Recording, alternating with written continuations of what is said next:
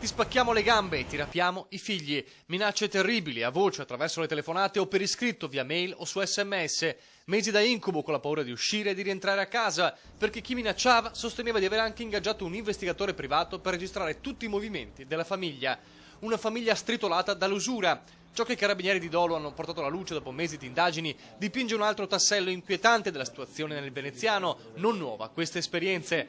La vittima è un medico 55enne che lavora a Mestre e la sua vicenda nasce nel 2009. Crisi economica, il suo ambulatorio privato fallisce. L'uomo si trova con l'acqua alla gola, preda ideale. Gli servono almeno 5.000 euro. Pensa a dei prestiti in forma legale e su alcuni giornali addocchia delle inserzioni. Agenzia di intermediazione economica a Milano. Quando contatta il titolare non sa di essere già finito in trappola. All'altro capo del telefono c'è un usuraio. A fronte di questo prestito ha preteso un tasso usurario del 100% e gli ha fatto sottoscrivere 4 cambiali per un importo di 11.000 euro. Il meccanismo è veloce e spietato, il medico non riesce a far fronte alla restituzione del prestito e in breve firma cambiali per 60.000 euro. E poiché non ha più nulla, l'usuraio milanese, dietro compenso, cede il credito a 2 pericolosi individui che si presentano come appartenenti a una famiglia malavitosa calabrese gravitante a Milano. Sono loro due, un 37enne italiano e un 40enne egiziano, a dare il via all'estorsione vera e propria con le minacce pesantissime, i sopralluoghi in paese.